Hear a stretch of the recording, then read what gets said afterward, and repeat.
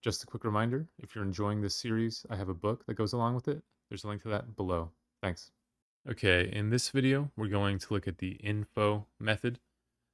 And the info method is easy to use, and it gives you information about your data frame.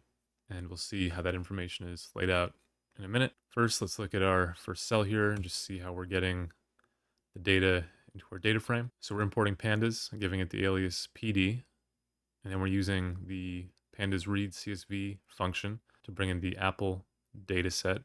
And we're naming that data set or data frame once it's imported as df. So df is the variable name. And then we'll see it using the print function here. So let's go ahead and run this. Okay, so this is what our df data frame looks like. Now let's go ahead and run the info method right here. So as you can see, it's just the info method appended to the variable name. So as I said, it's easy to use. We'll run that. And here's the output. So you can see we have some information here about the data frame. It's mostly self-explanatory. We can see there's 10 entries. This is the index values. So this is the first index value. So April 14th, 2025, we can see that here. And it goes to April 28th. We can see that here. Data columns, total 4 columns. So it tells us how many columns we have.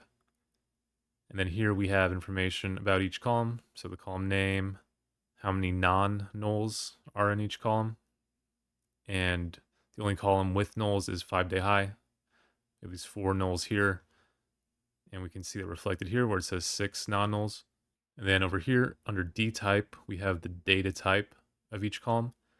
So object for weekday, which is the string column.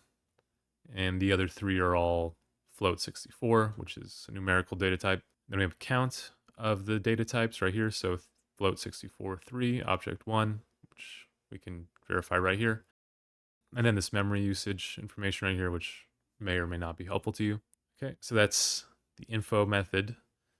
You can also specify the verbose parameter right here. And by default, this is true. Here, we're setting it to false.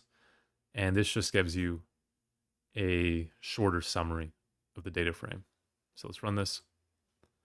As you can see, there's a lot of the same information that we had up here, but it's condensed. And so that's with the verbose parameter set to false. And that's how the info method works.